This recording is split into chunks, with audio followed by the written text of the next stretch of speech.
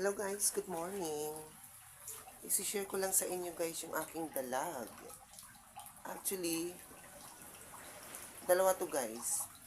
Fingerlings ito ng tilapia at saka dalag guys. So, merong azola ayun. Ayun na may namatay, kuhain natin. May namatay na tilapia, ayun. Okay. Tsaka dalag. Ito, may dalag din na isang namatay dito guys. Ayan. So, ito guys, may mortality, dalawa. Isang dalag at saka isang tilapia.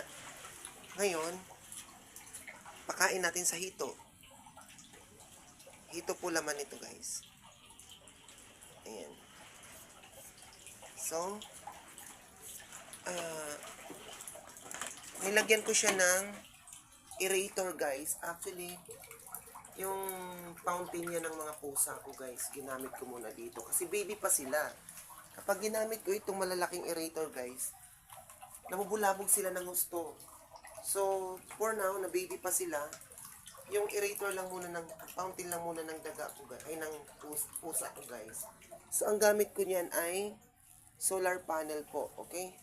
Ayan, solar panel setup ko. Nasa bubong yung solar panel, ayun. Nandun sa bubong. So, dito po ako sa Cats Farm, guys. Tapos yung mga malalaking hito nandoon. Ito, meron akong kuhol dito, guys. Ayan, oh. Yung kuhol, actually, meron ding hito at saka dalag dyan. Dalag lang at saka tilapia. So, ito, dalag at saka tilapia ito, guys. Ayan, oh. Actually, guys, binili ko yung dalag at saka yung tilapia sa Laguna, guys. Gumastos ako ng almost 3,000 guys kasi ang 500 na hito, ang 500 na dalag ay 1,000 pesos. Tapos ang 200 na tilapia guys ay 200 pesos.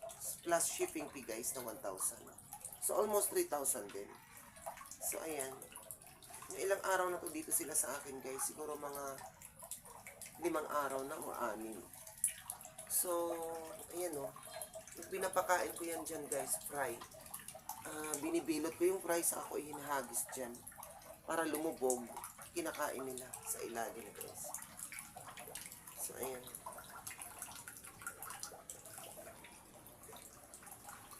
This is my setup.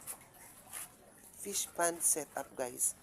Hito, dalag at saka tilapia po ang nandito guys. Ayan. Nandito yung malalaki.